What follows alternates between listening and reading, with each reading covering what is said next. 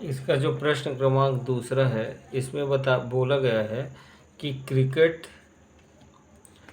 प्रश्न क्रमांक दूसरा बोला गया है, क्रिकेट टीम के एक कोच ने 3900 रुपये में 3 बल्ले और 6 गेंदें खरीदी।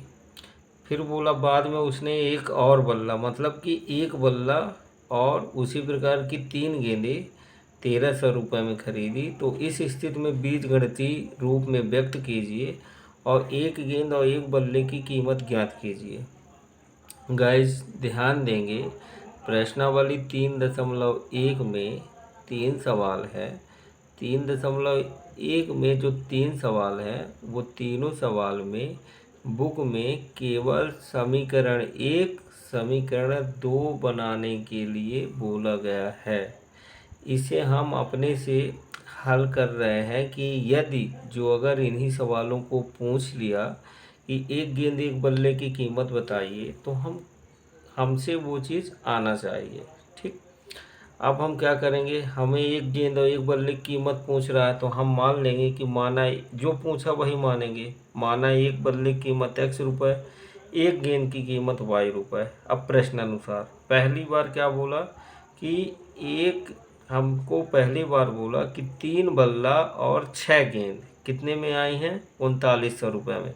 तो एक बल्ले की कीमत x रुपये और एक गेंद की कीमत y रुपये। तो हम क्या करेंगे कि 3 बल्ला बोला तो 3x कर देंगे, 6 गेंद बोला तो 6y कर देंगे। और इन दोनों को कितने में खरीदा, 3900 में। तो दोनों को 3900 में खरीदा तो बीच में प्लस आ जाएगा। कह सकते हैं कि 3x + 6y बराबर 3900। समीकरण नंबर 1 हो गया। फिर पुनः प्रश्नानुसार लिखेंगे। अब दोबारा क्या बोला, दोबारा बोला है एक बल्ला और 3 गेंद, उसी प्रकार की एक बल्ला और 3 गेंद 1300 रुपये में आती। मतलब क्या क्या 1300 रुपये में आता है, एक बल्ला और 3 गेंद। तो हम कह सकते हैं कि एक बल्ला मतलब x और 3 गेंद मतलब 3y, दोनों को 1300 में ख़रीदा है तो प्लस लग जाएगा। तो x + 3y बराबर 1300। समीकरण नंबर 2 बन जाएगा। ये हमारा बीजगणितीय रूप कहलाएगा। अब इनको अगर हमको हल करना है तो हम समीकरण 1 और 2 को लेंगे, विलोपन विधि से भी हल कर सकते हैं, प्रतिस्थापन विधि से भी हल कर सकते हैं।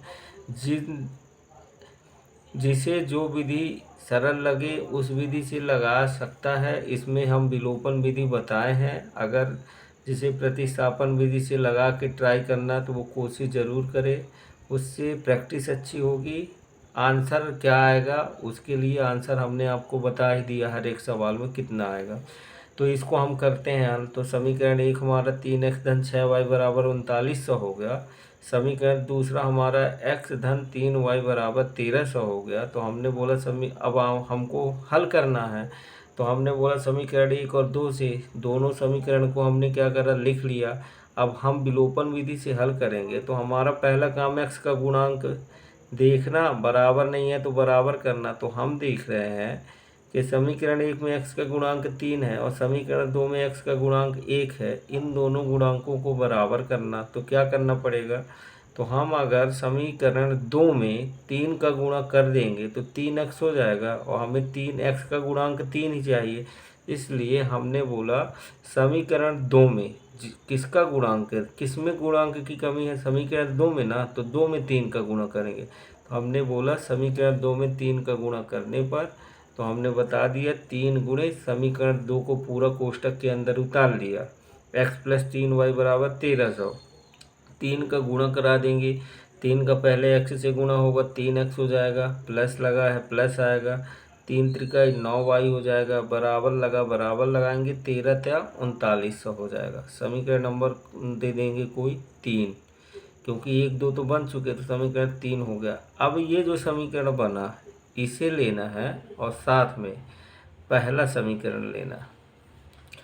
कुल मिला के और आपको शॉर्टकट बात बताई जाए तो कौन कौन से समीकरण लेना जिनके गुणांक x के गुणांक बराबर। आप एक समीकरण आपको ये दिख रहा है, एक ये दिख रहा है, एक ये दिख रहा है, तो आपको कन्फ्यूजन नहीं होना कि हम कौन सा लेंगे, 2 समीकरण कौन सा चुने। आपको देखना है कि कौन से दो ऐसे समीकरण हैं जिसमें x के गुणांक बराबर, एक तो ये है जिसमें x का गुणांक 3 है और एक तो ये है x का गुणांक जिसमें 3 है। इस समीकरण को 3 नंबर डाला गया, इस समीकरण को 1 माना गया, तो 1 और 3 से इसलिए हमने लिखा समीकरण 1 और 3 से। इन दोनों को ऊपर नीचे लिख लेंगे और गुणांक बराबर हैं, घटाएंगे। जैसे हम घटाएंगे 3x प्लस, और घटाने में चिन्ह चेंज कर देंगे। जब चिन्ह चेंज कर देंगे तो हमारा 3x प्लस का 3x माइनस का कट जाएगा। अब 6y प्लस का है, 9y माइनस का है, तो घटेगा। तो 9 में 6 गए 3 आ गया, बड़ी संख्या का चिन्ह माइनस है तो -3y। 3900 में 3900 घटेगा तो 0 आ जाएगा, कुछ नहीं बचेगा। कह सकते हैं y का मान 0 आएगा। अब हम इस y का मान जो ये 0 आया, चाहे तो हम इस समीकरण में रख दें, चाहे तो इस समीकरण में रख दें। तो हमने लिखा y का मान समीकरण 1 में रखने पर, तो समीकरण 1 हमारा 3x प्लस 6y बराबर 3900 है। अब y का मान चूँकि 0 है, तो जब y का मान 0 है तो 6 गुणे 0 हो जाएगा, और 0 में किसी संख्या का गुणा होगा तो 0 हो जाएगा। तो 3x प्लस 0 बराबर 3900 आ गया, और 3x बराबर 3900, क्योंकि 0 का कोई महत्व नहीं है, तो 3x बराबर 3900। और जब 3 का पक्षांतर करेंगे तो 3 बटे में चला जाएगा 3900 का, 3900 में।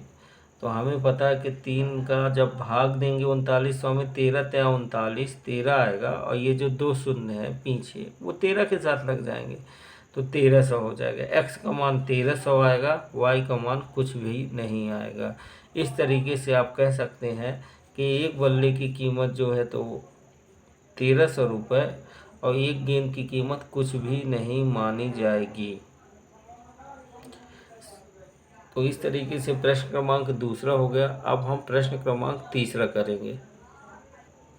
प्रश्न क्रमांक तीसरा बोला गया है कि यदि 2 किलोग्राम सेब और 1 किलोग्राम अंगूर का मूल्य किसी दिन 160 रुपये था, मतलब वो कहने का तात्पर्य ये है कि 2 किलोग्राम सेब और 1 किलोग्राम अंगूर किसी दिन दोनों का मूल्य था 160 रुपये। एक महीने बाद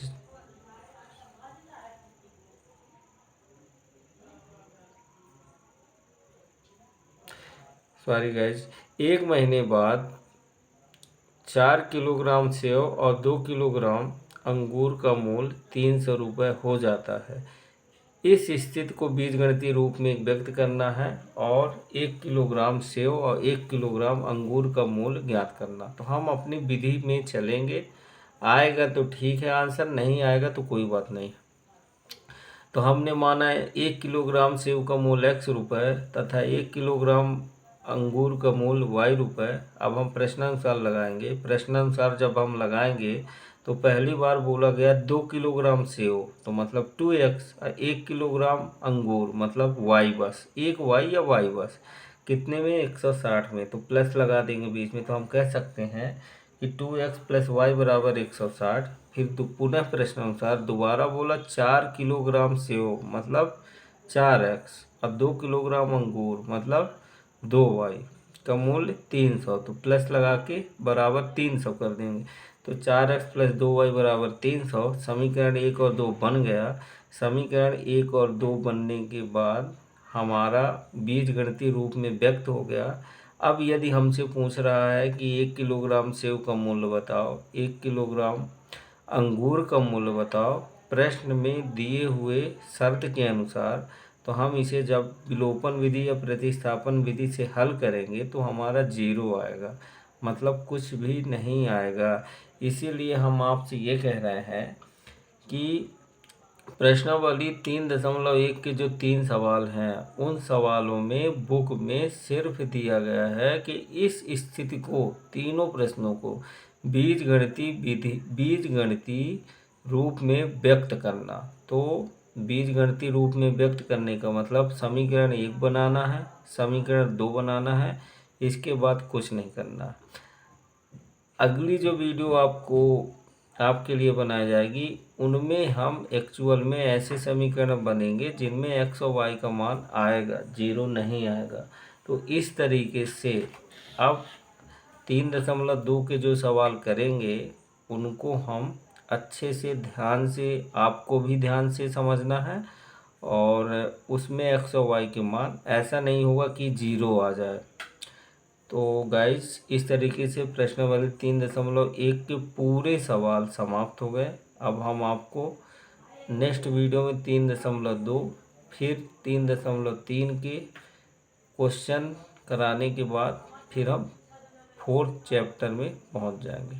सो guide, thank you very much. आपने अगर अभी तक हमारा चैनल सब्सक्राइब नहीं किया तो आप चैनल को सब्सक्राइब करें और लाइक करें।